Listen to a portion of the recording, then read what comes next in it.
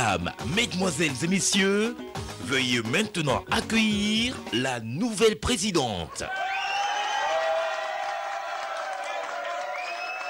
Ce n'est pas moi.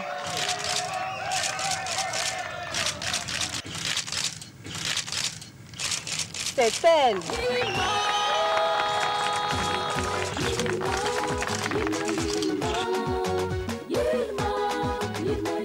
Yilma, source d'une vie meilleure. Véritable source de vitalité, Yilma est une eau minérale naturelle et pure, soigneusement extraite des profondeurs des nappes aquifères saines et naturelles protégées de Koubri. Yilma est traitée rigoureusement en respect des normes internationales d'hygiène et de sécurité dans nos laboratoires ultra performants pour vous garantir une eau minérale de qualité irréprochable. Yilma est disponible en format de 1,5 litres, 0,5 litres et 0,24 litres dans toutes les boutiques. À la Générale des Assurances, nous vous proposons la protection santé groupe PSG, l'assurance santé au coût bien étudié pour tout regroupement de personnes légalement constituées, entreprises, associations, syndicats, ordres, etc., composés d'au moins 10 employés. Profitez de l'assurance santé complètement modulable nationale ou internationale avec une couverture de vos frais de santé au choix à 50, 60, 70, 80, 90 et même à 100%. Hospitalisation, soins dentaires, soins optiques et encore plus. Pour tout type d'assurance, appelez-nous au 25 31 77 75 ou rendez-vous dans une de nos agences. Au groupe GA, on vous croit, on vous suit.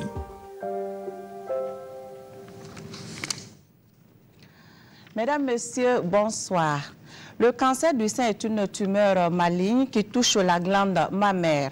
C'est une multiplication anarchique et incontrôlée des cellules du sein à partir d'un ou des deux seins.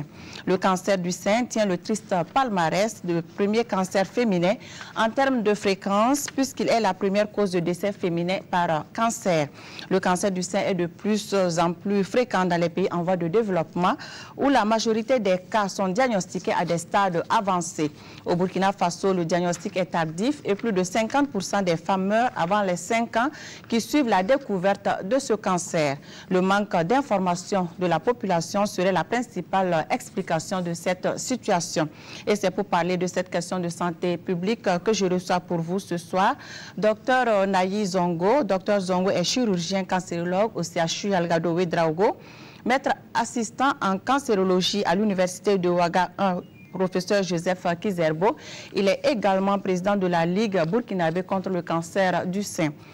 Docteur Adama Ouattara est également avec nous ce soir. Il est gynécologue obstétricien au CHU Algado Ouédraogo. Docteur Ouattara est aussi maître assistant en gynécologie et obstétrique à l'université Ouaga 1 Joseph Kizerbo. Bonsoir monsieur et bienvenue sur ce plateau. Bonsoir, Madame Dao. Chers téléspectateurs, merci de nous suivre. Participez à l'émission en appelant au 25 40 79 03.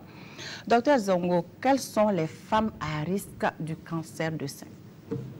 Je voudrais d'abord remercier la direction de la télévision nationale du Burkina et remercier vous, Madame Dao, et toute votre équipe de nous permettre de parler d'un thème aussi important. C'est un thème d'actualité et c'est un thème qui porte sur une maladie grave. Et la question que vous posez, elle est pertinente pour une raison. C'est la même question que tous les malades, les femmes qui portent un cancer du sein se posent, à savoir qu'est-ce que j'ai pu faire, qu'est-ce qui a pu bien se passer pour que le cancer se développe en moi. Mais il faut savoir que de façon globale, il n'y a pas de cause pour le cancer du sein. Ça veut dire qu'il n'y a pas un élément clé sur lequel dès que vous l'avez, vous allez présenter un cancer du sein. Il n'y a malheureusement pas aussi quelque chose qu'on puisse faire de façon claire pour éviter à 100% le cancer du sein. C'est pourquoi on résume sous le vocal de facteurs de risque tous les éléments qui peuvent influer sur la survenue du cancer du sein. Et ces éléments sont multiples.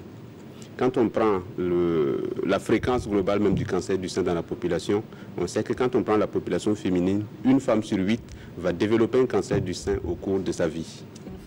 Une femme sur 8. Alors que quand on prend les hommes, il y a peu de cancer du sein. Quand on prend 100 cas de cancer du sein, les 98% seront des femmes et seulement 2 seront représentés par les hommes.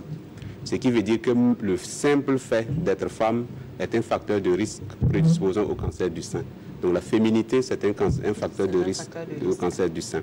Après la féminité, vous avez l'âge. C'est un cancer qui survient en général au-delà de 40 ans. C'est rare de trouver un cancer du sein avant 40 ans. Bien qu'il faut faire attention entre griffes, parce que dans nos populations, surtout dans la population burkinabé, on rencontre des femmes de moins de 40 ans qui présentent des cancers du sein. On a même décrit des cancers du sein avant 20 ans. Et notre âge moyen tourne autour de 46 ans. Alors que dans la population mondiale, le cancer du sein survient de façon préférentielle entre 60 et 64 ans. Donc, le fait d'avoir un âge avancé prédispose la femme plus à développer un cancer du sein par rapport à celle qui est plus jeune. Après l'âge, il y a ce qu'on appelle l'hérédité. L'hérédité, il y a deux éléments qu'il faut distinguer. Il y a d'abord la prédisposition familiale. La prédisposition familiale, c'est lorsque vous êtes issu d'une famille où une parente de premier degré a déjà présenté un cancer du sein. Les parentes de premier degré, c'est essentiellement les sœurs, la maman. Quand vous êtes dans une telle famille, vous avez 2 à 3 fois plus de risque de développer un cancer du sein par rapport à la population générale. Ensuite, nous avions ce qui est plus grave, c'est le cancer héréditaire, le cancer génétique qui est transmis de la mère à la fille ou du père à la fille. On développe le cancer parce que les parents ont transmis le gène qui est responsable du cancer à la descendance. Et ces cancers représentent 5 à 10% de l'ensemble des cancers. C'est lié à des mutations génétiques, pas pour compliquer les expressions, mais c'est lié à des gènes qu'on appelle BRCA1 et BRCA2. C'est des gènes qui sont en principe protecteurs, mais dès qu'ils sont mutés, ils favorisent l'installation du cancer du sein. Si bien qu'on rencontre des familles à cancer du sein, vous recevez d'abord la mère pour cancer du sein, vous comprenez que la grand-mère est décédée de cancer du sein, les sœurs ont des cancers du sein, il y a des familles à cancer du sein qu'il faut distinguer. À côté de cela, il y a ce qu'on résume sous le vocal d'hyperestrogénie. L'estrogène, c'est une hormone qui est responsable en réalité de la féminité. C'est l'hormone qui donne la forme féminine à la femme. C'est l'hormone qui permet également le développement de certains caractères secondaires comme les seins. Et en stimulant la croissance mammaire, c'est une hormone qui est aveugle. Quand il y a un cancer du sein, elle va également stimuler le développement de ce cancer. Et toutes les conditions, les situations qui favorisent le maintien à un taux assez élevé de cette hormone, ou alors son maintien pendant longtemps favorise la survenue du cancer du sein. Et parmi ces éléments, on a d'abord le fait de ne pas faire d'enfants. Les femmes qui ne font pas du tout d'enfants sont plus exposées à développer un cancer du sein par rapport aux femmes qui ont des enfants. Et également, c'est ce que nous appelons la nulliparité. Et également, les femmes qui n'en font pas du tout, les femmes qui n'ont pas d'enfants, les nullipares, les nullipares sont exposées au cancer du sein. Il y a celles qui font peu d'enfants, les possipares également, sont plus exposées au cancer du sein par rapport aux femmes qui ont beaucoup d'enfants. À côté de cela, il y a les femmes qui vont faire leur première grossesse assez tard. Par exemple, attendre au-delà de 35 ans pour avoir son premier enfant est un facteur de risque prédisposant au cancer du sein. À côté de cela, on peut avoir les femmes qui n'allaitent pas. Parce que l'allaitement est considéré, entre griffes, comme facteur protecteur du cancer du sein. Mais il faut retenir que le simple fait d'allaiter ne vous exempte pas de développer un cancer du sein. Mais ça réduirait le risque du cancer du sein. À côté de cela, vous pouvez avoir ce qu'on appelle les mastopathies bénignes. C'est l'ensemble des maladies qui vont se développer au niveau du sein au cours de la jeunesse de la femme, soit les nodules du sein qui ne sont pas des cancers, soit les abcès du sein qui ne sont pas des cancers, ou bien d'autres maladies du sein. Une femme qui a déjà développé ces maladies présente un risque plus important de développer un cancer du sein par rapport à la femme qui n'a jamais eu de pathologie au niveau de son sein. Il y a également certains troubles qu'on appelle les troubles métaboliques. Par exemple, les femmes diabétiques développent plus de cancer du sein par rapport aux femmes non diabétiques. Les femmes obèses développent plus de cancer du sein par rapport aux femmes non obèses. Et vous avez également les facteurs qui sont d'ordre général, qui sont surtout des facteurs qui interviennent dans l'éclosion de la majeure partie des cancers. C'est surtout l'alimentation. Une alimentation qui est trop riche en graisse, qui est trop riche en sucre, peut favoriser l'installation d'un cancer du sein. Et également, c'est une consommation progressivement sur les femmes à risque. Docteur Ouattara, tout changement au niveau du sein doit être une préoccupation. Est-ce que c'est automatique? Ok, merci Madame Dao. Alors, comme mon collègue et ami, qu'il me soit permis avant tout propos d'adresser un mot à la RTB qui nous donne une grosse opportunité d'échanger avec la population. C'est une question d'intérêt majeur. En fait, c'est l'éducation en santé Et pour cela, nous remercions la RTB pour l'occasion. Et qu'il me soit également permis rapidement de rendre hommage à ma patronne, le professeur Blandine Thieba, que vous connaissez bien, qui est présidente de la Société des gynécologues et qui est la cheftaine du département de gynécologie, au nom de qui nous sommes sur ce plateau pour donner un peu la vision de la Société des gynécologues. Alors, revenant sur votre question, est-ce que tout changement au niveau du sein doit être considéré comme une préoccupation? Je voudrais dire oui et non en même temps. On peut dire non, parce qu'effectivement, on sait que le sein est une glande. Et cette glande-là est subie de variations au cours de la vie génitale de la femme. Alors, une petite fille de l'âge de 2-3 ans jusqu'à 13-14 ans, sa glande mammaire doit subir des modifications, des variations. Le sein se développe parce qu'il prépare l'allaitement. Donc, il y a cette variation, cette modification-là qui est physiologique, qui n'a rien d'inquiétant. Également, au cours du cycle menstruel, vous êtes en première phase de votre cycle, deuxième phase, le sein peut subir des modifications qui ne sont pas des préoccupations en tant que telles. Et également, au cours de la grossesse, le sein subit des modifications importantes parce qu'il prépare en fait l'allaitement. Donc, il y a des modifications au niveau du sein qui ne devaient pas être des préoccupations. En dehors de ces situations physiologiques-là, ces 3 types de situations physiologiques que j'ai décrites, toute modification au niveau du sein devrait être considérée en fait par la femme comme étant une préoccupation, comme étant un problème grave jusqu'à prouver le contraire. Donc le message que je voulais passer, c'est que si vous êtes une femme qui est adulte, vous êtes une femme qui n'avait pas de problème et subitement vous voyez une modification au niveau de votre sein, ne soyez pas rassurés. Il faut tout de suite aller consulter parce que le plus tôt est toujours le mieux. Voilà, merci madame, ce qu'on peut dire par rapport à cette question. Docteur Zongo, quels sont les signes d'alerte du cancer du sein? Le propos de Dr Ouattara me permet de pouvoir répondre à cette question parce que toutes les modifications doivent pousser la femme à aller voir un médecin. Et ce médecin, ça doit être un médecin qui a l'habitude d'examiner les seins. Ça peut être un gynécologue, ça peut être un cancérologue, ça peut être n'importe quel médecin qui a l'habitude de recevoir des malades pour examiner les seins. Maintenant, tous les signes, les modifications au niveau du sein doivent alerter, mais ne doivent pas faire peur. Parce que la peur anéantit l'action. Il ne faut pas avoir une modification au niveau du sein et rester à la maison, passer le temps à se morfondre sans se rendre à l'hôpital. Parce que les signes que nous allons donner ne sont pas des signes qui sont pathognomoniques du cancer du sein. Ça veut dire qu'il n'y a pas un signe, dès qu'il apparaît, on est sûr que c'est un cancer du sein. Mais tous les signes doivent pousser à la consultation. Et parmi ces signes, les femmes nous viennent surtout en consultation pour des douleurs au niveau du sein. Et les douleurs au niveau du sein, ça peut être la traduction d'une autre pathologie tout à fait banale. Ça peut être même lié à des variations physiologiques normales de la femme, comme ça peut cacher derrière un cancer. Donc les douleurs mammaires que nous appelons mastodénie doivent pousser la femme à aller consulter pour s'assurer que cette douleur n'est pas révélatrice d'un cancer. À côté de la douleur, il y a les modifications même au niveau du sein. Et ces modifications, ça peut être un sein qui se met à devenir inflammatoire. L'inflammation, ça va donner une peau qui ressemble à la peau de l'orange. Ça doit pousser la femme à la consultation. La femme peut également constater qu'il y a un écoulement à travers son mamellon qui l'inquiète. Mais cet écoulement, lorsqu'il est bilatéral, ça se fait au niveau des 2 seins. Et surtout quand c'est un écoulement qui ressemble à du lait, ça ne doit pas inquiéter. Par contre, si cet écoulement devient sanglant, si c'est du sang qui sort à travers les mamellons, ou alors c'est un liquide qui ressemble à du pus, ça doit inquiéter la femme, ça doit la pousser à la consultation pour s'assurer que derrière cet écoulement ne se cache pas un cancer. À côté de cela, les femmes consultent pour d'autres raisons. Et l'une des raisons pour laquelle les femmes consultent, c'est l'augmentation du volume mammaire. La femme constate qu'il y a une boule qui apparaît dans un sein et ce sein devient très volumineux comparé au sein contralatéral et cela la pousse à la consultation. Et aussi, il y a des femmes qui vont consulter parce qu'elles ont remarqué une plaie au niveau du sein qui ne cicatrise pas. C'est ce qu'on appelle une ulcération chronique au niveau du sein.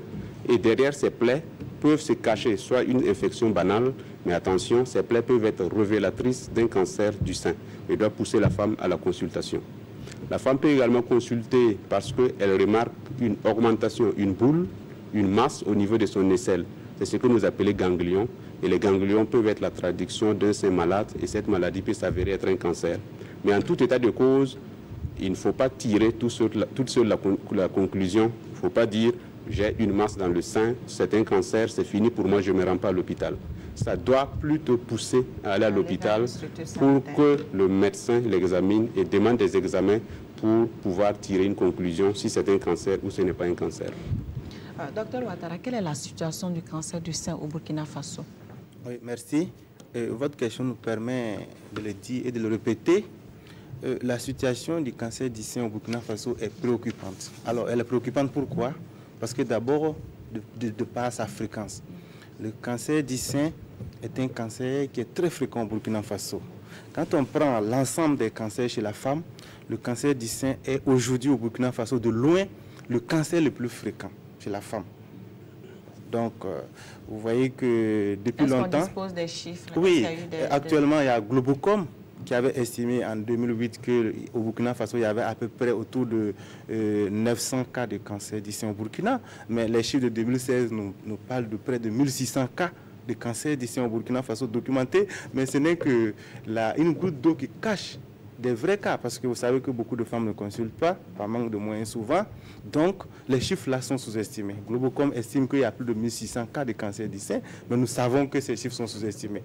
Alors, donc, pour revenir sur la question, le cancer du sein est une préoccupation parce qu'il est très fréquent. Chez la femme, c'est le cancer le plus fréquent. Et depuis longtemps, le cancer du col de l'utérus était devant le sein, mais récemment, on a pu démontrer que actuellement, le cancer du sein est de loin le cancer le plus fréquent chez la femme. Même quand on prend l'ensemble des cancers chez la femme, il devance de loin le cancer du côlon et celui du foie. Donc, le cancer du sein est une préoccupation au Burkina Faso. Et également, c'est une préoccupation parce que sa mortalité est élevée, parce que les gens ils consultent un peu tard et les traitements ils sont lourds et la mortalité elle est très importante. La situation est également préoccupante parce que le cancer du sein fait intervenir plusieurs traitements qui ne sont pas souvent disponibles au Burkina Faso, qui entraînent des évacuations. Donc lorsqu'on veut faire le point sur le cancer du sein au Burkina, il est très fréquent, c'est le premier cancer de la femme et il entraîne beaucoup d'évacuations à l'étranger parce qu'il y a beaucoup de choses qui ne sont pas encore disponibles dans notre pays. Pourquoi le cancer du sein a augmenté ces dernières décennies, docteur Zongo? Qu'est-ce qui explique cette situation? C'est une question très intéressante et c'est une question qui est valable pour tous les cancers. On a l'impression, surtout au Burkina Faso, quand on exerce en tant que cancérologue, qu'il y a une explosion du nombre de cas de cancer. Mais cela n'est pas un cas isolé parce que tous les pays constatent la croissance du nombre de cancers au sein de leur population. Ce qu'il faut retenir, c'est que cette augmentation peut être relative. Ça peut être une augmentation relative qui peut être liée à 3 éléments. Le premier des éléments, c'est le vieillissement de la population. Parce que nous avons dit tantôt que plus vous avancez en âge, plus vous avez un risque plus important de développer un cancer de façon générale et surtout le cancer du sein également. Et on constate qu'avec l'amélioration des conditions de vie, les gens vivent plus longtemps. Et en vivant plus longtemps, ils ont le temps de développer leur cancer du sein avant leur décès. Cela peut expliquer le nombre croissant des cancers du sein. Le deuxième élément, c'est la croissance même de la population. Quand on prend la population burkinabé en 1960 et on la compare à celle de 2017, on se rend compte qu'elle a plus que doublé. Et si vous aviez une population de 10 000 habitants avec 20 cas de cancer, quand la population devient 20 000 habitants, vous allez avoir 40 cas de cancer. Donc il y a un nombre de cancers qui s'augmente en rapport avec l'augmentation de la population. Le troisième élément qui est surtout très important, c'est la détection des cancers du sein. Il y avait un certain temps, les cas de cancer du sein existaient, mais mouraient soit dans les villages, soit dans les quartiers, soit dans les hameaux de culture, sans bénéficier du moindre diagnostic. Mais actuellement, avec l'effort fourni par les différentes associations de lutte contre le cancer et également par l'effort du gouvernement de rendre gratuit le dépistage contre le cancer du sein, on a noté que la détection, le diagnostic des cancers du sein se fait de mieux en mieux et de plus en plus. Et c'est ce qui rend certainement, ce qui se traduit certainement par une augmentation substantielle du nombre de cas diagnostiqués par an. Au Burkina Faso, le cancer du sein est devenu un problème de santé publique. Presque toutes les formations sanitaires enregistrent des cas de cancer du sein et des décès liés à cette maladie. L'équipe de reportage de Santé Mag a fait un tour au CHU Yalgado Ouedraogo, à l'hôpital du district de Bogodogo et au CHR de Waibia pour toucher du doigt les réalités de cette maladie. Konsun Koulibaly et Lazare Pouya pour le reportage. Véritable problème de santé publique dans le monde et au Burkina, le cancer du sein est le premier cancer chez la femme. Elle constitue également la première cause de mortalité par cancer chez la femme. au centre hospitalier universitaire Yaladua Ouédraogo, les chiffres sont alarmants. Les statistiques nationales montrent qu'environ 907 patientes ont été hospitalisées en un an dans les structures hospitalières pour cancer du sein. En ce qui concerne le service de gynécologie du CHU Yaladua Ouédraogo, depuis janvier 2017 à ce jour, nous avons eu environ 70 cas d'hospitalisation, d'admission pour cancer du sein. La plupart des patientes victimes du cancer du sein arrivent tardivement au centre hospitalier universitaire Yaladua Ouédraogo. Malheureusement, les patientes arrivent à un stade tardif. La tumeur est déjà volumineuse et quand elle atteint déjà un stade qui est supérieur à 5 cm, pour nous, c'est une taille déjà avancée. Et souvent, elles arrivent avec des nodules, c'est-à-dire des ganglions qui sont déjà avancés ou des organes qui sont déjà atteints. Malgré les efforts du gouvernement à travers le ministère de la Santé, le plateau technique reste insuffisant pour une prise en charge adéquate du cancer du sein. Il n'y a pas de radiothérapie. Il faut que les patientes aillent le plus proche, c'est le Ghana, ou au Sénégal, ou au Gabon, qui est encore plus loin, pour faire la radiothérapie. Et il y a aussi un certain nombre d'équipements qui nous manquent. C'est-à-dire, lorsqu'on opère le cancer du sein, il y a la possibilité dans les pays développés de prendre la pièce qu'on a enlevée et de faire ce qu'on appelle un examen extemporané. C'est-à-dire, c'est l'examen qui nous permet de dire si la pièce qu'on a enlevée a vraiment emporté toute la partie cancéreuse. Et nous n'avons pas la possibilité de faire cet examen extemporané. À l'hôpital du district de Borodogo, au moins 15 nouveaux cas du cancer du sein sont enregistrés chaque mois. Depuis notre ouverture et nos activités qui ont démarré donc en avril, nous avons eu au total près donc une consultation d'environ 30 nouveaux cas de patients, tout cancer confondu, et parmi lesquels la majorité, c'est-à-dire nous avons au moins 15 nouveaux cas de cancer du sein par mois. Ici, tout comme au centre hospitalier universitaire Yaladua Ouédraogo, les patientes victimes du cancer du sein arrivent à un stade avancé. Les patientes présentant un cancer du sein viennent à un stade avancé. Selon la classification classique, soit ce sont des stades 3, soit c'est des stades 4. Nous n'avons pratiquement pas eu de stade 1 à l'heure actuelle, ce qui dénote vraiment la très grande majorité donc, des stades avancés qui sont rencontrés donc, au cours de nos consultations. La radiothérapie reste ici la pièce motrice qui manque pour lutter efficacement contre le cancer du sein. Ce nouvel hôpital dans lequel nous exerçons et le nouveau service d'oncologie et hématologie clinique, qui est le premier service d'oncologie, c'est-à-dire de prise en charge définie du cancer au Burkina Faso actuellement, vraiment arrive donc à faire une prise en charge adéquate, surtout pour ce qui concerne donc la chimiothérapie, donc le traitement par les médicaments anticancéreux. La chirurgie est faite par d'autres collègues donc, au niveau de ce site. Le seul élément manquant aujourd'hui dans ce site, on pourrait dire que c'est la radiothérapie. Afin de mieux toucher du doigt les problèmes de l'accessibilité géographique et financière, nous nous sommes rendus au centre hospitalier régional de Waïouya, situé à 180 km au nord de la capitale. Le plateau technique au CHU de Waïouya, en toute sincérité, n'est pas aussi adapté. À part la chirurgie qu'on arrive à faire, on ne peut pas faire de chimiothérapie comme il se doit. Nous ne pouvons pas faire aussi de radiothérapie comme il se doit. Même pour les examens en APAT, il faut se rendre jusqu'à Ouaga pour aller faire des examens en APAT. Et au cours du dépistage aussi, les mammographies que nous demandons, il faut souvent se rendre à Ouaga pour aller faire les mammographies. Ignorance ou pas, les patients du cancer du sein arrivent ici à des stades dépassés selon les spécialistes. Dans notre structure, nous recevons les cancers du sein, je dirais pour le commun du mortel, à des stades dépassés, où souvent il ne siège qu'à faire qu'une chirurgie de propriété. Chirurgie de propriété, c'est-à-dire faire ce qu'on appelle la mastectomie, c'est-à-dire enlever carrément le sein, et puis souvent la mettre sous peut-être la chimiothérapie qu'on peut avoir sur place ici, quelques molécules de chimiothérapie qu'on peut avoir sur place. Ici, le plateau technique ne peut pas prendre totalement la prise en charge du cancer du sein. et les malades sont parfois obligés de se rendre à Ouagadougou pour faire les autres examens complémentaires.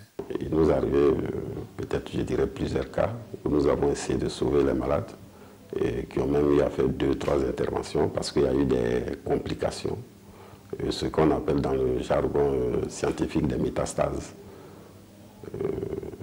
Donc nous avons essayé de les sauver, on les a opérés 2 à 3 fois, mais malheureusement, on les a même fait aller à Ouaga pour la chimiothérapie, mais qui sont revenus toutes décevantes et qui sont vraiment décédées par la suite. Nous, dans notre structure, en consultation sur 10 patientes, nous avons au moins un cas de cancer du sein. Et pour l'année 2016, nous avons opéré 8 cas de cancer du sein. Et 2017, de janvier à nos jours, nous avons 11 cas de cancer du sein opérés. L'accessibilité financière coûte cher aux patientes, même dans les formations publiques. Les coûts du traitement varient entre 74 000 et 380 000 francs CFA par cure. Et il faut au total 6 séances de cure. L'accessibilité financière aux examens est également à la charge de la patiente. À Bobo-Dioulasso, la situation du cancer du sein est préoccupante. Le nombre de cas est en croissance ces dernières années. La prise en charge difficile à cause du nombre insuffisant des spécialistes dans le domaine, mais aussi à cause du coût élevé du traitement.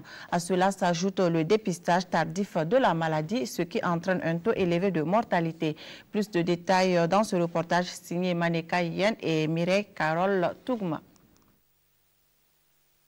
C'est l'un des cancers les plus fréquents chez la femme. Le cancer du sein, une situation préoccupante à Bobo-Dioulasso. Un état d'autant plus inquiétant que le nombre de cas enregistrés au centre hospitalier universitaire Soro-Sanou va crescendo d'année en année. Il est toujours difficile de donner des statistiques fiables parce qu'on n'a pas ce qu'on appelle dans notre jargon le registre des cancers. Ça permet d'établir un monitorage des données par rapport à tous les cas de cancer qu'on enregistre. Mais déjà, c'est comme tous les cas de cancer sont la plupart du temps envoyés à l'hôpital, on peut se dire que les données qu'on a à l'hôpital peuvent refléter d'une manière générale celle de la population de Bobo-Dioulasso. En 2015, on notait en gros au CHU 60 cas de cancer. Et en 2016, ce nombre est allé en hausse à 80. Et en 2017, on se retrouvait déjà au premier semestre à environ 50 cas de cancer. L'une des réalités du cancer du sein à Bobo-Dioulasso est le diagnostic tardif de la plupart des cas. Tous les patients qu'on reçoit, pas tous, mais la majeure, l'étude que nous avons réalisée, sur 100 cas, on se retrouvait avec plus de 77% des cas à des stades avancés. C'est des stades où le sein est déjà inflammatoire, il est déjà de gros volume, où s'entraînent des ganglions au niveau axillaire, où quand on réalise un minimum de bilan, on se retrouve avec des localisations au niveau des poumons ou au niveau du foie et ou au niveau du cerveau. Un état de fait qui compromet les chances de guérison de cette maladie. Le taux de létalité reste élevé. 53 cas en un an, il y a 12 qui sont décédés, soit 2,6% des cas. Et il y a 41 qui sont vivants, 77,4% des cas. Et sur les 41 qui sont vivants, il y a 17 qui sont en rémission. Ça veut dire que quand on réalise des examens, que ce soit clinique, on ne voit aucune récidive. On ne voit plus de cancer sur le plan clinique et les examens qu'on a réalisés, radio, scanner, on ne voit plus de cellules cancéreuses. On parle de rémission. Et il y a 24 qui sont en progression, mais qui sont vivants, mais on voit qu'il y a les cellules cancéreuses. Une des patientes que nous avons rencontrées a eu un peu plus de chance. Ayant consulté tôt, elle a bénéficié de traitements adéquats à temps et au stade actuel demeure dans un état stable. Une fois au réveil, j'ai senti des démangeaisons au niveau du sein. Comme j'ai l'habitude de consulter, j'ai demandé à un médecin une mammographie, car on n'en sait jamais. J'ai fait l'examen à Ouaga et on a diagnostiqué un cancer du sein. Ma chance, c'était juste une tache. Je suis revenue à Bobo pour le traitement. Ma famille et les médecins m'ont beaucoup soutenu. Mais le traitement est vraiment cher et difficile à supporter. J'ai fait au moins 7 fois la chimiothérapie, à 200 000, 300 000 francs par séance. Après, j'ai fait la radiothérapie, puis l'intervention chirurgicale et après la radiothérapie encore. Présentement, je fais le scanner à peu près à 70 000 francs, plus des examens pratiquement chaque mois. Les traitements à des coûts exorbitants font partie des difficultés rencontrées dans la bataille contre le cancer du sein. Et à cette arduosité s'ajoute le manque de ressources humaines sur le plan médical. Et le plateau technique commence déjà par les hommes, la ressource humaine, qui n'est pas suffisante. Il n'y a pas beaucoup de gynécologues qui sont formés dans la prise en charge du cancer en général, et gynéco-mammaire et du cancer du sein. Nous sommes peu dans la région de Bobo à s'occuper du cancer. Le combat contre le cancer du sein reste donc une lutte de longue haleine pour le corps médical, mais surtout pour les patients.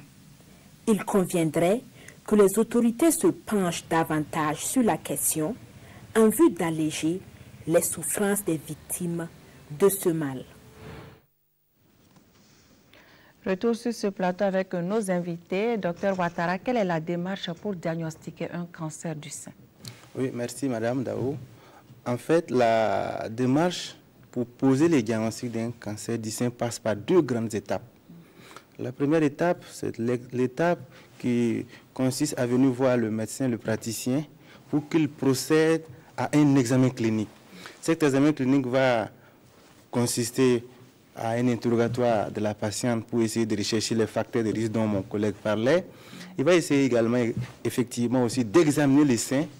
À l'issue de cet examen clinique, et lorsque le médecin, le prestataire, a des doutes sur le sein, est-ce qu'il y a un cancer, il n'y a pas de cancer, il cherche à faire des examens pour confirmer le cancer. Et ces examens, le premier, c'est la mammographie. C'est une radiographie qu'on fait.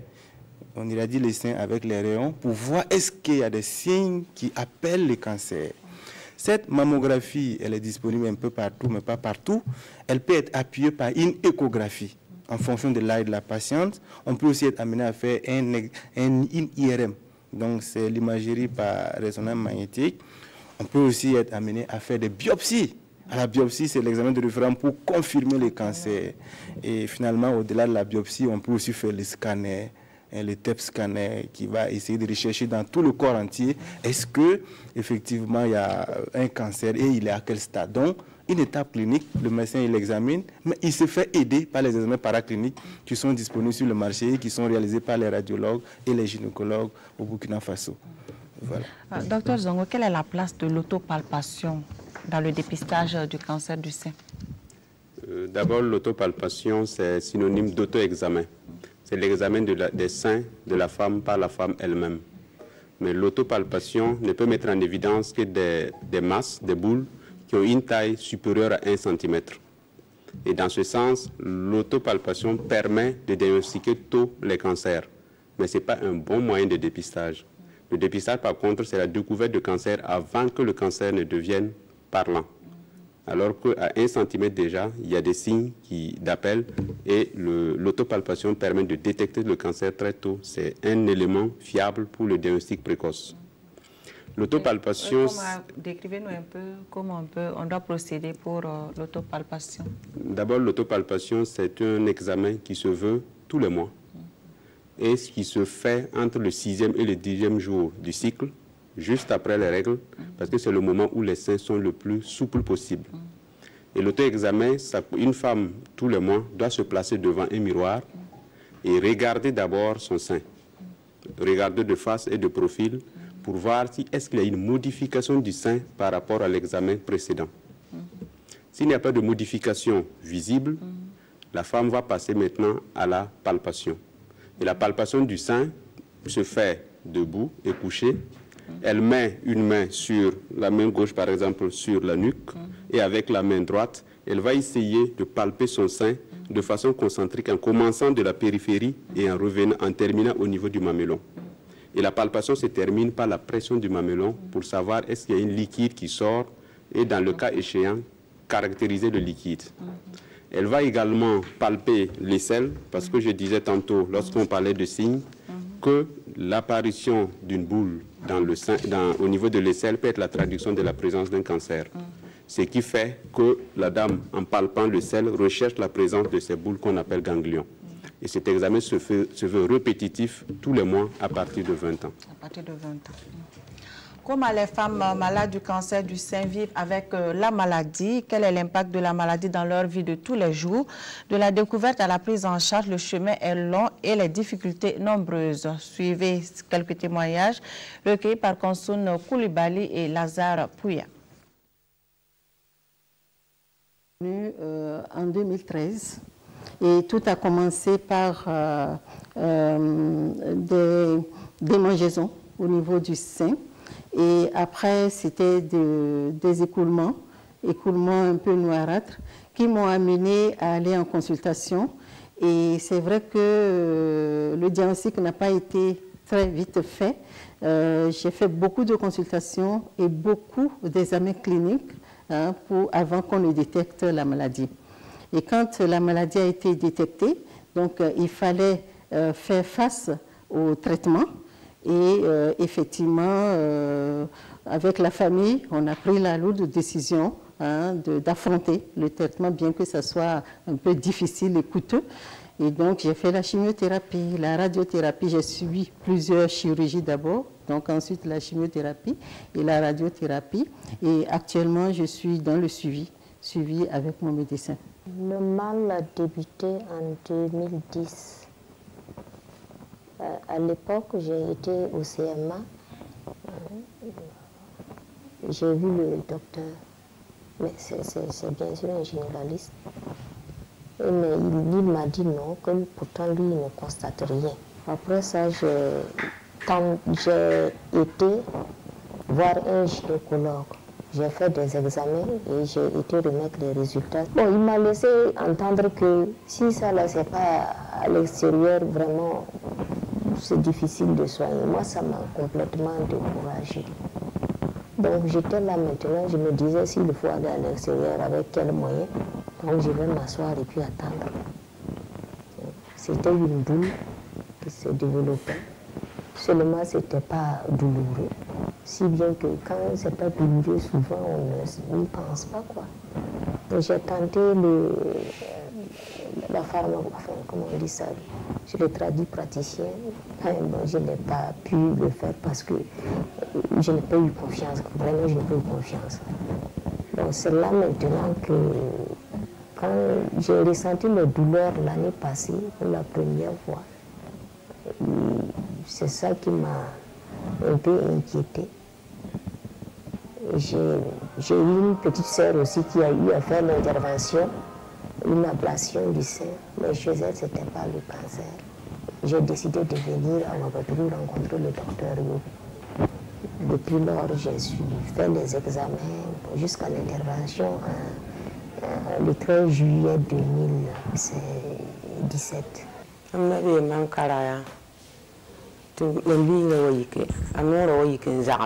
Chez elle, ça a commencé en fait par une sensation de tuméfaction au niveau du sein et associée à un léger prurit au niveau de la peau. C'est-à-dire que la partie de la peau a commencé à se gratter et il y a une masse qui a apparu.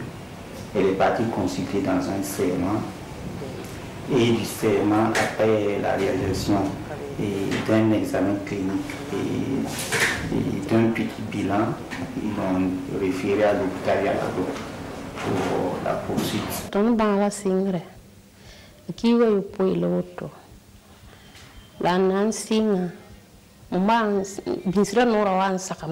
Cela fait 7 mois que j'ai découvert que j'ai le cancer du sein. Ça a commencé par des démangeaisons au niveau du mamelon, puis j'ai remarqué après une boule dans le sein. J'ai commencé les soins chez les tradipraticiens et une nuit, je me suis souvenu qu'on nous parlait du cancer. Et le lendemain, je suis allée au CSPS du secteur 12 de Waiguya. C'est là-bas qu'ils m'ont référé ici à la maternité du CHR de Waïguya. Docteur Salam m'a consulté le même jour et m'a dit d'aller faire des examens. Après les examens, il m'a dit que je dois subir une intervention. J'ai informé mon mari qui m'a dit qu'il n'a pas les moyens et qu'il faut attendre à la fin du mois. 2 mois après, nous sommes revenus faire une intervention chirurgicale. Quels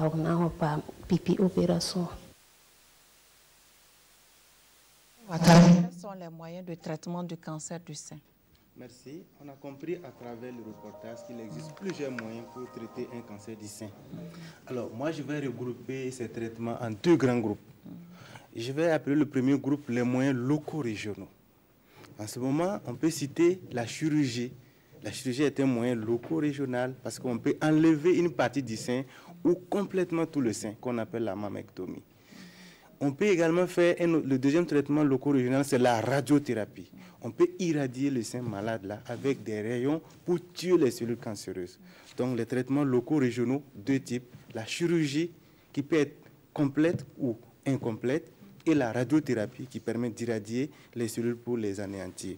Et à côté des traitements locaux régionaux, nous avons ce qu'on appelle les traitements systémiques. C'est-à-dire, en ce moment, ces traitements concernent tout le corps. Et parmi ces traitements systémiques, on peut d'abord citer la chimiothérapie. On va vous mettre des médicaments dans le sang. Ces médicaments vont agir sur toutes les cellules du corps, dont les cellules cancéreuses, pour les anéantir, pour les détruire. Et ces chimiothérapies visent à compléter ou à permettre les traitements locaux régionaux. Donc, comme on peut considérer, excusez-moi, que le cancer, c'est comme un groupe terroriste où il y a le siège est quelque part, mais ils envoient des médiateurs dans d'autres zones pour aller faire des dégâts. Alors, lorsque vous traitez la cellule terroriste au niveau local, il faut songer à envoyer des moyens pour détruire les messagers en dehors de leur siège. Et enfin, l'autre traitement qui est général, qui est systémique, c'est l'hormonothérapie, parce que beaucoup de cancers se nourrissent d'hormones. Donc, on peut utiliser le contraire de ces hormones pour aller tuer le cancer.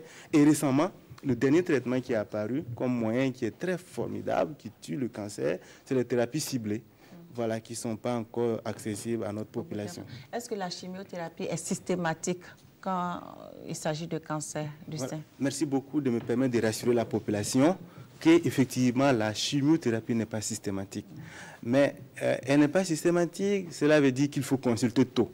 Si vous consultez tard, si la tumeur est déjà palpable, elle est grosse, en réalité, toute tumeur de moins de 1 cm qui n'envahit pas les ganglions peut être traitée seulement avec un moyen loco-régional, avec seulement la chirurgie et la radiothérapie. Mais dès lors que votre cancer dépasse 1 cm, dès lors qu'il commence à envahir les autres tissus, là, il faudra la chimiothérapie parce que c'est elle qui va permettre d'aller au-delà du site initial pour aller anéantir les cellules qui se sont révoltées et qui sont allées se cacher au niveau du cerveau, au niveau du foie ou au niveau des os.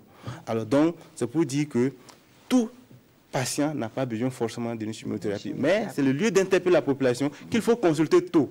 Il faut se donner les moyens de faire une mammographie chaque 2 ans, chaque 3 ans. C'est comme ça qu'on va voir les cancers venir de loin. C'est comme s'il est à bobo, on le voit venir, on l'anéantit. Là, on n'aura pas besoin de faire de la chimiothérapie.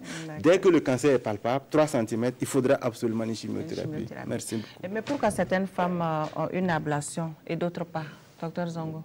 Pour la chirurgie des cancers du sein, il y a 2 volets. Il y a la chirurgie qu'on appelle chirurgie conservatrice qui consiste à enlever seulement la masse, la boule, avec un environnement de tissu sain.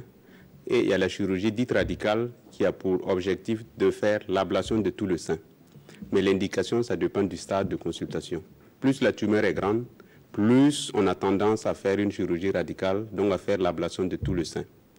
La chirurgie conservatrice, les seins qu'on garde, qu'on enlève seulement la masse avec un environnement de tissu sain, c'est les femmes qui ont consulté tôt.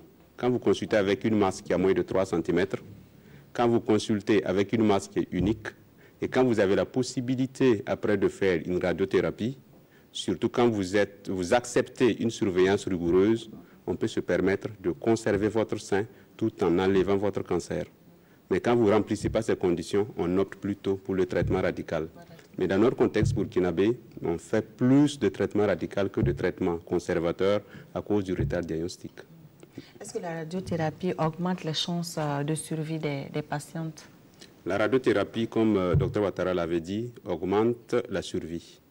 Et comment la radiothérapie parvient à augmenter la survie? C'est en évitant les récidives.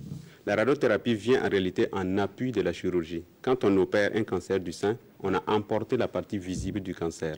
Mais il se peut que quelques cellules qui ne sont pas visibles soient restées sur le site opératoire.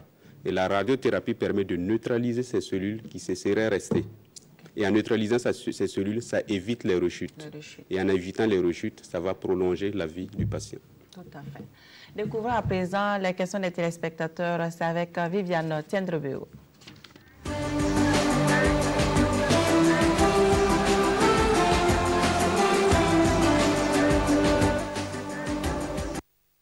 Le cancer du sein intéresse beaucoup de spectateurs. Le téléphone n'arrête pas de sonner, essentiellement des femmes, mais aussi des hommes. Madame Adissa Ouedraogo de Ouaïguia a une préoccupation. Que penser quand on a des douleurs au niveau du sein et que l'autopalpation ne donne rien? Quelle attitude est-ce qu'il faut adopter? Madame Rebecca de Bérégadougou suggère que les pouvoirs publics mettent les médecins dans de meilleures conditions de travail pour leur permettre de prendre soin des populations. Elle se demande si l'utilisation des produits éclaircissants qui augmentent dans nos villes et villages, si l'utilisation n'a pas une incidence sur les seins. Est-ce que cela peut provoquer le cancer du sein à la longue? Madame Aminata Sawadgo suit l'émission avec intérêt. Elle a une plaie au niveau du sein et elle s'inquiète quand elle entend parler de cancer du sein. Est-ce qu'elle a raison d'être inquiète? Monsieur Alassane Markouma est à Ouagadougou. Sa question s'adresse au docteur Ouattara. Il a suivi une conférence qu'une professionnelle, une gynécologue a animée, ici même à Ouagadougou, qui dit que la prise de pilules 5 ans avant la première grossesse peut être un facteur de survenue du cancer du sein. Est-ce que cela est vrai? Si oui, comment est-ce qu'on explique cela? Monsieur Saliakone nous a appelé de Ouagadougou. Sa question s'adresse au docteur Zongo. Il a une nièce qui a accouché et l'enfant refusait de téter un des seins. Et ils ont eu recours au tradithérapeute, une vieille qui a balayé, comme on dit en langue nationale, qui a balayé le sein. Et quand elle a balayé, on a vu qu'il y avait des vers dans l'eau. Est-ce que scientifiquement cela s'explique? Comment ça s'explique? Et est-ce que dans ces circonstances-là, il y a un risque que la femme développe le cancer du sein? Il a entendu et vu sur les réseaux sociaux que sucer les seins des femmes les protège du cancer. Est-ce que cela est vrai? Monsieur Nassouri à Ouagadougou, toujours sur cette histoire de réseaux sociaux, dit qu'il a vu les images avec le message qui va en disant qu'il faut que les hommes responsables sucent les seins de leurs femmes pour les protéger du cancer. Est-ce que cela est vrai ou bien c'est juste une rumeur? Monsieur Djakalia Traoré voudrait une confirmation ou une information quand on dit que le parfum est cancérigène. Est-ce que le parfum peut être cause du cancer du sein chez la femme? Si oui, est-ce qu'il y a des parfums déconseillés ou comment l'utilisation peut se faire? Madame Sanou nous a appelé de Ouagadougou, elle vient d'accoucher. Au moment de la montée laiteuse, quelques jours après, elle a vu une grosse boule qui est apparue sous son aisselle. Et quand on la touche, c'est dur. Sa question, c'est est-ce que cela est dû à la montée du lait? Parce qu'en même temps, elle dit que quand l'enfant tète, c'est comme s'il tétait la boule, quoi, parce que ça fait mal. Et sa question, c'est est-ce que c'est un signe de cancer? Est-ce qu'elle doit s'inquiéter? Parce que pendant les consultations prénatales, on a fait la palpation des seins et cela n'a rien révélé. Madame Zundi de Ouaïguia a entendu dire que le port du soutien-gorge à longueur de journée est un facteur de risque et expose donc les femmes au cancer du sein. Est-ce que cela est vrai? Madame Djemilatou Kanazoué est à Béguedo. Elle a constaté que dans les friperies, il y a des soutiens-gorge que les femmes payent et qu'elles portent. Sa question, c'est est-ce que si l'utilisatrice précédente avait un cancer de sein et que celle qui est à Ouagadougou ou à Béguédo achète ce soutien-là et qu'elle porte le soutien malgré que ça a été lavé à l'eau de Javel, est-ce que l'utilisatrice ne court pas les risques d'avoir le cancer ou est-ce que l'utilisatrice ne court pas d'autres risques? Monsieur Zerbo Atenkodgo a une préoccupation. Son épouse a une boule sous l'aisselle droite et la boule grossit quand elle est enceinte et rétrécit quand elle accouche. Maintenant, ce qui l'inquiète, c'est que lors du dernier accouchement, la boule a rétréci. Après le dernier accouchement, la boule a rétréci, mais au bout, c'était comme un furoncle ou quelque chose. En tout cas, ça lui faisait mal. Est-ce qu'il y a des raisons de s'inquiéter? Quelle est l'attitude que lui et son épouse doivent avoir? Qu'est-ce qu'il faut faire en fait? C'est tout pour la première série de questions des téléspectateurs. Merci Viviane Tiendrebego.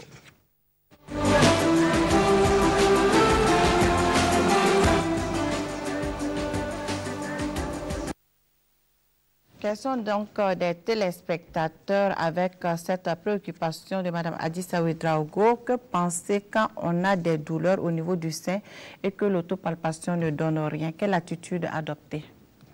Dr. Zongo. Je pense que quand on a des douleurs au niveau du sein, c'est comme on l'a dit tantôt, les douleurs mammaires peuvent être même physiologiques. Dans le développement normal du sein de la femme, parfois il y a des cavitations qui se font et qui peuvent générer des douleurs.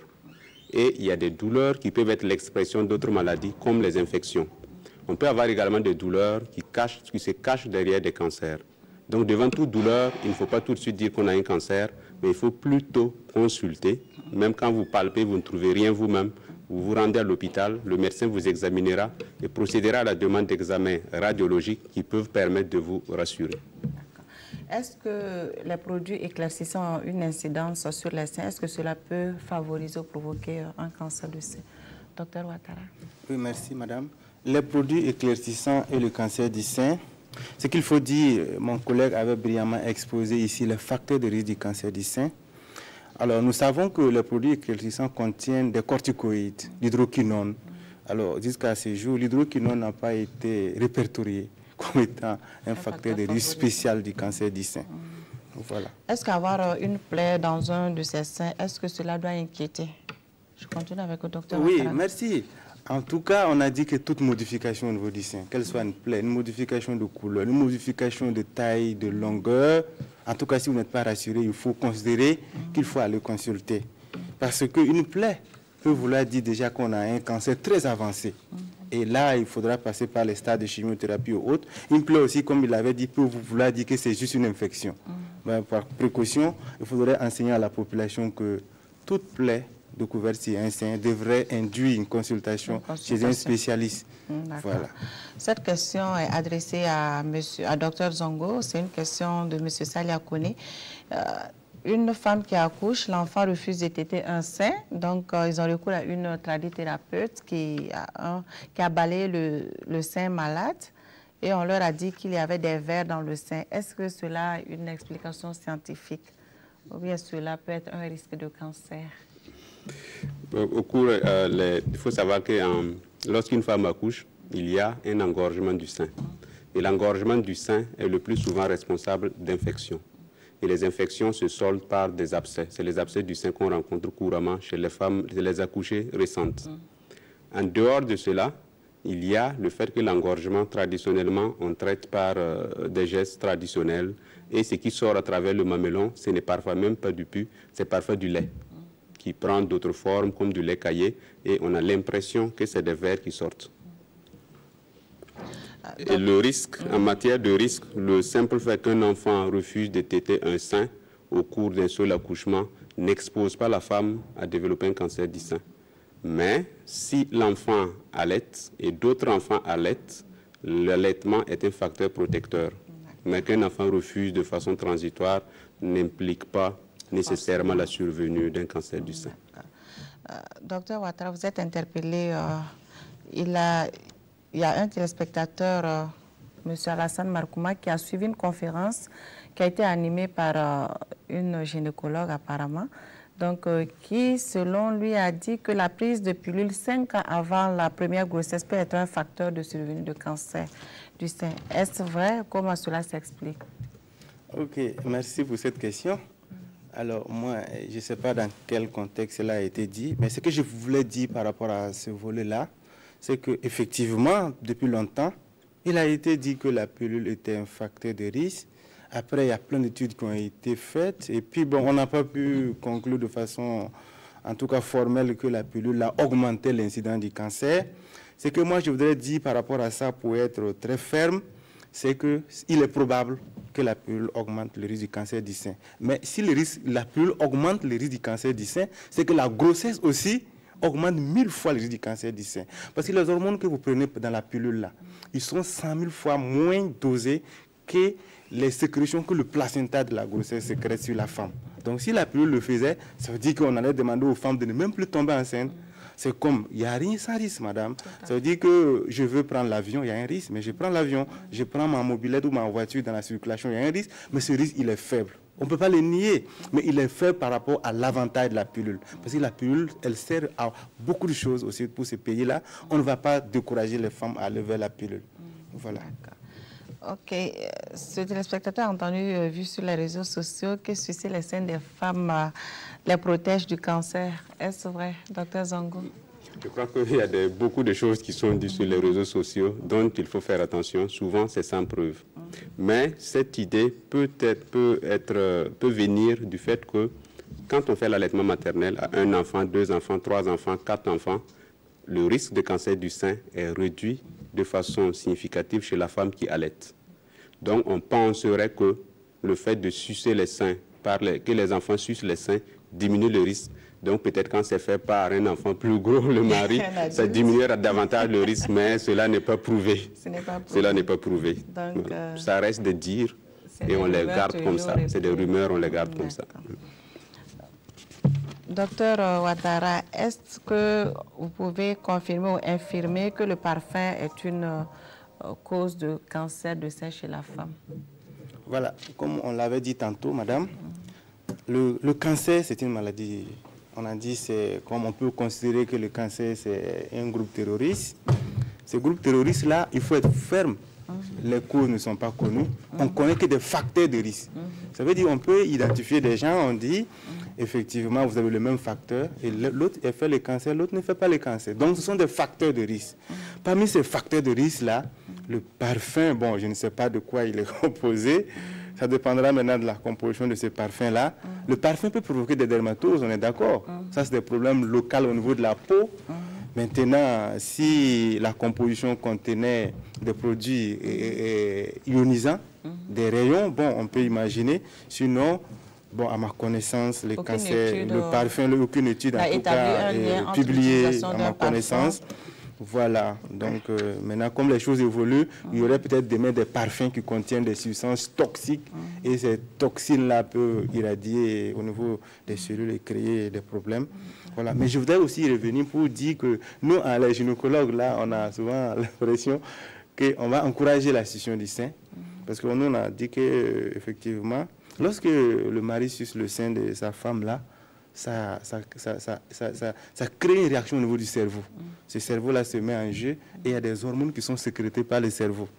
Ces hormones sécrétées par le cerveau auraient, comme il a dit, ce n'est pas démontré, donc on va prendre ça comme ça avec des pincettes. Ces hormones-là auraient un avantage parce qu'ils simulent la sécrétion de la progestérone qui pourrait effectivement limiter la multiplication des cellules du sein et par conséquent être un facteur protecteur. On a remarqué que le fait de sucer déjà crée le lait. On a même dit qu'on veut que les femmes aillent à l'allaitement maternel parce que ça protège aussi la maman. Ça améliore sa santé, dont notamment ces petites maladies-là qui pourraient, les preuves restent à apporter, qui pourraient... Voilà, merci. Est-ce que le port du soutien-gorge est un facteur de risque qui expose au cancer du sein? Dr Zongo. D'accord. Avant, je voudrais revenir sur les pilules, la contraception. La contraception, ça fait couler beaucoup d'encre, autant que les parfums. Mais ce qu'il faut dire des contraceptions, ça n'augmente pas de façon substantielle le risque de développer un cancer du sein. C'est pareil pour les parfums. Pour les parfums, c'est un débat à l'heure actuelle. Parce que les cancers se développent exactement là où on applique le parfum. C'est parce que vers l'aisselle, le sein est plus dense à ce niveau et par conséquent les cancers surviennent fréquemment sur ces sites. Et on a l'impression, comme il y a une coïncidence entre le lieu d'application du parfum et l'apparition du cancer, on a tendance à dire que le parfum peut augmenter la survenue du cancer du sein. Mais ce qu'on constate dans nos consultations, c'est que même les femmes qui naissent dans les hameaux de culture, dans des villages reculés et qui n'ont jamais utilisé le parfum, les cancers ont le même site d'apparition préférentiel au niveau du sein. Ça veut dire la partie supérieure et haute, vers l'aisselle. Donc ça reste une discussion. Donc le port du soutien-gorge à longueur de journée, est-ce un facteur de risque de cancer du sein? Le port de soutien-gorge en tant que tel ne peut pas être considéré comme un facteur de risque, mais ça dépend du type de soutien-gorge. Ça dépend des matières utilisées. Quand le soutien-gorge est trop serré, c'est des micro-traumatismes. Et les micro-traumatismes pourraient, à long terme, c'est vraiment des raisonnements qui n'ont pas encore fait leur preuve, pourraient à long terme, à force de répéter les traumatismes, les micro-traumatismes, engendrer des modifications de la division cellulaire et engendrer peut-être un jour un cancer. Mais ça reste vraiment des débats. Est-ce que quelqu'un qui a fait un cancer de sein, qui après reverse ses soutiens-gorge dans la friperie et une qui est saine va en acquérir, est-ce que la personne court un risque? Le cancer du sein n'est pas une maladie infectieuse. Ça veut dire que ça ne se transmet pas d'une personne malade à une personne bien portante. Donc, ça peut se transmettre, mais seulement par la descendance, de façon héréditaire. Okay. Docteur Ouattara, cette téléspectatrice vient d'accoucher. Au moment de la montée laiteuse, elle a vu une grosse boule sous son aisselle. Quand on la touche, c'est dur. Sa question, est-ce dû à la tétée ou alors est-ce un signe précurseur de cancer? Est-ce qu'elle a des raisons de s'inquiéter? Ok, merci. Alors, à l'étape actuelle des choses, ce qu'on sait, c'est qu'effectivement, le mamelon que vous voyez au niveau du sein là, au cours du développement embryonnaire, il n'est pas unique. Donc, depuis que vous êtes dans le ventre de la maman, en fait, il y a plusieurs mamelons et c'est sur une chaîne. Cette chaîne s'étend de l'aisselle jusqu'à l'appendice du fruit, jusqu'au à peu près en descendant vers le nombril. Donc, mais il y a un seul des mamelons qui s'exprime en dehors de la grossesse. Et donc, lorsqu'il y a une mammogénèse, lorsque le sein se développe pour que le lait soit produit lorsque l'enfant va naître, il se pourrait aussi que les autres mamelons qui sont cachés dans la chaîne ganglionnaire se mettent à grossir. Donc ça arrive beaucoup au cours de l'allaitement.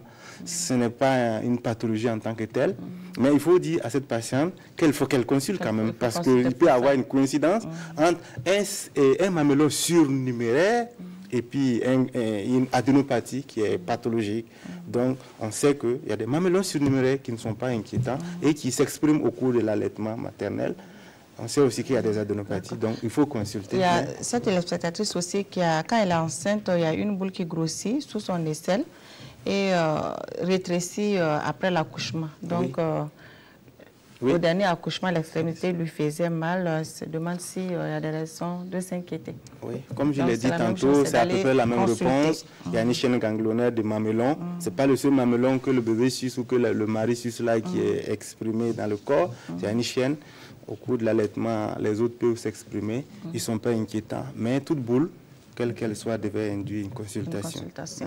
Okay. Docteur Zongo, quand utilise-t-on l'hormonothérapie dans la prise en charge de l'hormonothérapie, comme on l'a déjà dit, c'est un élément du traitement des cancers du sein. Auprès de la chirurgie, auprès de la chimiothérapie, auprès de la radiothérapie, on a l'hormonothérapie et les thérapies ciblées. L'hormonothérapie s'intéresse aux cancers qu'on appelle hormonodépendants. Dans certains cancers du sein, les cellules présentent des récepteurs. Et ces récepteurs permettent la fixation de l'hormone naturelle, les estrogènes ou la progestérone, sur la tumeur et stimulent la prolifération du cancer, le développement du cancer. Maintenant, si un cancer présente ces caractéristiques, en mettant une hormone, l'hormone va aller bloquer ces récepteurs et l'hormone naturelle ne pourra plus agir sur la tumeur. Cela va ralentir la croissance tumorale. C'est seulement les femmes qui vont présenter des récepteurs sur leur cancer qu'on met l'hormonothérapie. D'accord. Docteur Ouattara, combien de temps après la chirurgie doit-on commencer la chimio, la radiothérapie? Oui, merci. Ce qu'il faut dire par rapport à cette question, c'est qu'il y a plusieurs types de chimiothérapie. Il y a des chimiothérapies qu'on fait avant la chirurgie. On appelle ça la chimiothérapie néoadjuvante parce que la tumeur, elle est importante, parce que la tumeur, elle est inflammatoire. Pour augmenter les risques de survie, on peut faire même une chimiothérapie avant d'aller opérer. Et après l'opération, il faut attendre quand même la cicatrisation avant d'aller à la chimiothérapie adjuvante. La radiothérapie, c'est la même chose. On attend habituellement qu'il y ait une cicatrisation, que les seins soient sains, qu'il n'y ait plus de plaies avant de commencer la radiothérapie. Mais on reconnaît qu'il ne faut pas le commencer aussi trop tard. Donc on dit entre la 8e semaine et la 28e semaine, il faut que la radiothérapie ait lieu pour que le bénéfice soit vraiment réel. Voilà. Et quels sont les principaux effets secondaires de ces traitements? Oui, et tous les traitements qui luttent contre le cancer du sein ont des effets secondaires. Les effets secondaires étant bien entendu des effets attendus. On s'attend à ces effets-là. Bon, pour la chirurgie, par exemple, on ne va pas parler des effets secondaires en tant que tels, mais ces effets et des complications. Il y a souvent le lymphédème. Le bras, il y a des liquides lymphétiques qui s'accumulent sous le bras. Le traitement n'est pas si compliqué. Bon, on peut citer aussi des complications neurologiques ou le pôle, lorsqu'il y a un nerf qui est blessé pendant la chirurgie, peut avoir des déficits moteurs. Pour l'hormonothérapie, c'est les bouffées de chaleur, puisque l'hormonothérapie vise à apporter le contraire de l'hormone. Donc, c'est comme si la femme n'a plus d'hormones et se sent ménopausée et elle a des bouffées de chaleur essentiellement. Et pour la chimiothérapie, je pense que la population connaît déjà à peu près les effets secondaires. Les effets secondaires, ils sont d'abord digestifs, des nausées et des vomissements au cours du traitement. Les effets secondaires, ils sont dermatologiques parce qu'il y a une alopécie, les cheveux qui vont tomber. Donc l'astuce, c'est que souvent, on se rase et puis on porte une perruque pour faire le traitement. Et il y a aussi des effets secondaires du type cardiovasculaire, des effets secondaires du type hématologique parce qu'il peut y avoir une modification au niveau de la formule sanguine. Mais les effets connus par la population, c'est les nausées, vomissements et la chute des cheveux, dont la prise en charge est assez facile. Les cheveux, ils repoussent facilement bien après. Merci. Découvrons à présent le dernier lot de questions des téléspectateurs. C'est toujours avec Viviane Tiendre-Vego.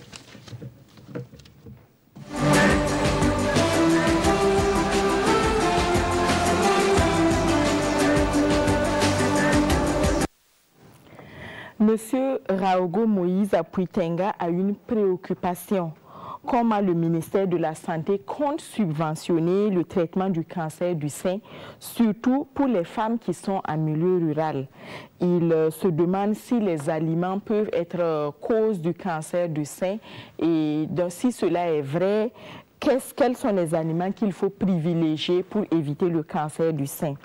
Monsieur Kuala Isaka voudrait savoir s'il existe des messages forts pour participer, qu'il faut promouvoir, des messages forts qu'il faut promouvoir pour lutter contre le cancer du sein et l'éradiquer. Monsieur Chombiano Afada aimerait savoir si une femme qui a des démangeaisons au niveau du sein et que l'autopalpation ne donne rien, est-ce que cette femme-là a des raisons de s'inquiéter? Est-ce qu'elle peut s'inquiéter parce qu'elle risque d'avoir un cancer du sein? Et la question sur le port du soutien-gorge revient aussi. Est-ce que cela peut provoquer le cancer du sein? Madame Paré Myriam Abobo, elle voudrait que vous lui parliez de ce qui peut amener le cancer du sein chez la femme. Quelles sont les causes du cancer du sein? Madame Kabouré Akoudgou dit que sa maman est décédée d'un cancer du sein et elle aimerait savoir si elle-même elle est prédisposée, quelles sont les mesures à prendre, quelles sont les précautions pour se mettre à l'abri d'un éventuel cancer du sein. Madame Nakoulma Ayako a constaté que 6 jours avant les règles, les seins enflent, prennent du volume. Elle voudrait savoir si cela peut provoquer le cancer du sein. Monsieur Ouedraogo Adori dit qu'il a entendu que les hommes aussi peuvent avoir le cancer du sein. Est-ce que cela est vrai? Si c'est vrai, comment on explique cela? Mademoiselle Ouedraogo Alida à Ouagadougou aimerait qu'on lui dise si les jeunes filles peuvent avoir le cancer du sein. Est-ce qu'il y a un âge minimum au-delà duquel on peut avoir le cancer du sein? Madame Diko à Ouagadougou dit que nous avons tout montré dans l'émission, sauf l'essentiel, la prévention. Parce qu'elle estime que quand on parle d'autopalpation comme moyen de prévention, il faut montrer comment cela se fait parce que beaucoup de femmes en ont entendu parler et elles ne savent pas comment le faire. Elle se dit que les images sont pédagogiques et elle aimerait que celles qui savent faire l'autopalpation acceptent de le montrer à la télé pour pouvoir aider les autres qui désirent lutter contre le cancer et se protéger leur vie. C'est tout pour les questions des téléspectateurs d'aujourd'hui. Merci, Viviane.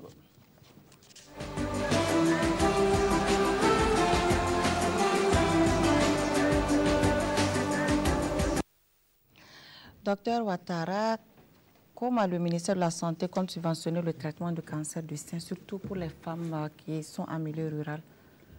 Merci. Et quels sont les aliments pour éviter, qui protègent du cancer du sein? Il faut qu'on aille rapidement. Oui, merci. Presque à la fin. Le ministère de la Santé du Burkina Faso a pris la question du cancer du sein à bras-le-corps. On se rappelle encore que depuis le 2 avril 2016, le gouvernement a décidé que le dépistage par l'autopalpation et par les moyens accessibles là sont gratuits et les premiers traitements également sont gratuits. Alors, il y a un plan d'action qui a été élaboré par le ministère de la Santé, un plan d'action stratégique. Et ce plan d'action a déjà permis le début de la construction de l'Institut national de cancérologie, bientôt au Burkina Faso, dans quelques années, 1 an peut-être. La radiothérapie dont on parle tant, qui entraîne les évacuations à l'étranger à coût de milliards, sera disponible au Burkina Faso. Quoi qu'il c'est le lieu de féliciter le gouvernement du Burkina Faso pour cette initiative-là. Et il y a des initiatives qui sont en cours pour voir comment aider la famille à supporter le coût de la chimiothérapie parce que ce n'est pas facile, les molécules sont assez coûteuses. La réflexion est déjà en cours. Les OSC sont en train d'être approchés pour voir un peu les propositions afin de l'utiliser. Des aliments qui vont provoquer le cancer du sein, bon, je n'en vois pas comme ça. Non. Les aliments aussi qui protègent, je n'en vois pas, parce qu'on l'a dit, les facteurs de risque, ils sont connus. Non. Ils sont souvent liés même aux gènes. Ta maman t'a donné les gènes. Une question, voilà. La maman est décédée d'un cancer du sein, elle voudrait savoir si elle était prédisposée. Docteur Zongo, elle est prédisposée? Vous avez parlé de ça auparavant? Au début. Ok. Donc, cette personne veut savoir ce qui amène le cancer du sein chez la femme. C'est des facteurs favorisants. On avait déjà parlé de ces facteurs. Je pense que la téléspectatrice pourra suivre la rediffusion qui doit se passer normalement demain à 14 h parce que nous sommes pris par le temps. Monsieur Ouedraogo Adori dit qu'il a entendu que les hommes aussi peuvent souffrir du cancer du sein. Est-ce vrai? Comment on explique cela? Les hommes ont des seins, seulement des seins moins développés que pour les femmes. C'est pourquoi ils font très peu de cancer du sein. Mais les hommes font des cancers du sein dans une faible proportion. Au début, on a pris l'exemple, quand on prend 100 cas de cancer du sein, on se retrouve avec 2 hommes et les 98 sont des femmes. Ça veut dire qu'ils ne sont pas épargnés, mais ils en font peu. Ils en font peu. Docteur Ouattara, cette téléspectatrice a constaté que 6 jours avant les règles, les seins s'enflent et elle voudrait savoir si cela peut l'exposer à un cancer du sein. À ce niveau, il faut être ferme et dire que les petites modifications dans la sensibilité du sein avant les règles ou au cours des règles ne sont en rien un signe de cancer du sein. Voilà, c'est lié seulement à des variations au niveau des hormones, notamment la progestérone. Donc, ce n'est pas un facteur. Est-ce que les jeunes filles peuvent avoir le cancer, l'âge minimal? Il n'y a pas d'âge minimal pour faire un cancer du sein. On peut faire un cancer du sein avant 10 ans. La fille la plus jeune qui a présenté un cancer du sein à notre consultation, elle avait 12 ans. Mais seulement, il y a un intervalle d'âge où le nombre de cancers du sein est plus important. C'est entre 40 et 50 ans dans notre contexte. Et au niveau mondial, c'est entre 60 et 64 ans. C'est des intervalles où il y a un nombre plus important, mais aucun âge n'est épargné du cancer du sein. Docteur Ouattara, quelles sont les chances de survie après un cancer du sein? Oui, merci. Effectivement, il y a beaucoup de chances de survie après un cancer du sein. Mais il faut que ce cancer du sein soit diagnostiqué à un stade précoce. Lorsqu'il est diagnostiqué à un stade précoce, ça veut dire au moment où la tumeur est à moins de 1 cm, les chances de survie à 5 ans valent 100% et à 10 ans, près de 95%. Donc, nous avons intérêt à stimuler la population à consulter précocement pour conserver ces risques de survie-là à 5 ans et à 10 ans. Mais lorsque vous consultez que la tumeur elle est invasive, inflammatoire, le taux de survie n'atteint pas 50% à 5 ans. Et à 10 ans, il est rarement supérieur à 30%. Est-ce que la femme, après un cancer du sein, peut encore concevoir? Oui, là, il fait ferme. On peut guérir du cancer du sein. Mais il est souhaité qu'après guérison, vous attendez quand même 2 à 3 ans avant de tomber enceinte. Et le sein qui a été malade du cancer du sein ne devrait pas être utilisé a posteriori pour l'allaitement du bébé et postérieur. Docteur Zongo, quelle est la place des associations qui luttent contre le cancer du sein au Burkina? Quelles sont les activités qui sont menées par ces associations? À l'instar du gouvernement, la population civile s'est organisée en association. Il y a plusieurs associations qui existent sur le terrain. Les plus vieilles, c'est l'association contre Kimi. Il y a d'autres associations également qui existent rien que pour lutter contre le cancer du sein. Je vais citer par exemple, si vous le permettez, la Ligue burkinabé contre le cancer du sein, qui mène des activités de sensibilisation à travers les chaînes de radio, à travers les plateaux de télévision, à travers également des porte-à-porte, en association parfois avec des jeunes comme les scouts, pour sensibiliser la population à leur domicile. Il y a également des campagnes de dépistage que nous organisons pour détecter les cas d'anomalies qu'on rencontrerait dans les seins, pour les orienter vers des examens qui permettra de confirmer ou de les rassurer de ce qu'ils présentent comme anomalie. Et à cet effet, si vous le permettez, c'est un mois qui est dédié à la lutte contre le cancer du sein qu'on appelle Octobre Rose.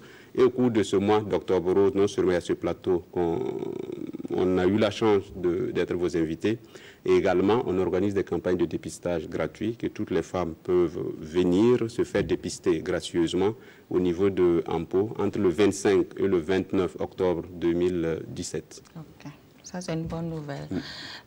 Docteur Ouattara, comment lutter efficacement contre le cancer du sein? La lutte efficace contre le cancer du sein passe par plusieurs moyens et à plusieurs niveaux. Au niveau de la population, il faudrait que les patientes rendent systématique l'autopalpation, assortie en cas d'un doute par un examen clinique par un prestataire qualifié. Il faudrait que les patientes acceptent de faire la mammographie. Il faudrait que les prestataires de santé consultent les patientes, qu'ils demandent chaque 2 à 3 ans de façon systématique une mammographie qui permet de voir venir le cancer du sein de loin. Et enfin, au niveau du gouvernement, il faudra élaborer un plan de financement de la lutte contre le cancer du sein spécifiquement. Voilà. Des propos qui vont servir de conclusion à cette émission. Merci de l'avoir suivi. Bonsoir et à très bientôt pour un autre numéro de Santé Mag. Bonsoir. Général des assurances, nous vous proposons la protection santé groupe PSG. L'assurance santé au coût bien étudié pour tout regroupement de personnes légalement constituées, entreprises, associations, syndicats, ordres, etc., composé d'au moins 10 employés. Profitez de l'assurance santé complètement modulable nationale ou internationale avec une couverture de vos frais de santé au choix à 50, 60, 70, 80, 90 et même à 100%. Hospitalisation, soins dentaires, soins optiques et encore plus. Pour tout type d'assurance, appelez-nous au 25 31 77 75 ou rendez-vous dans une de nos agences. Au groupe GA, on vous croit, on vous suit. Mesdames, mesdemoiselles et messieurs, veuillez maintenant accueillir la nouvelle présidente. Ce n'est pas moi.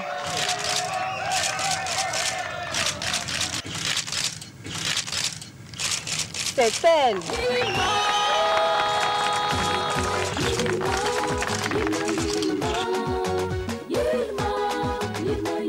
Yilma, source d'une vie meilleure.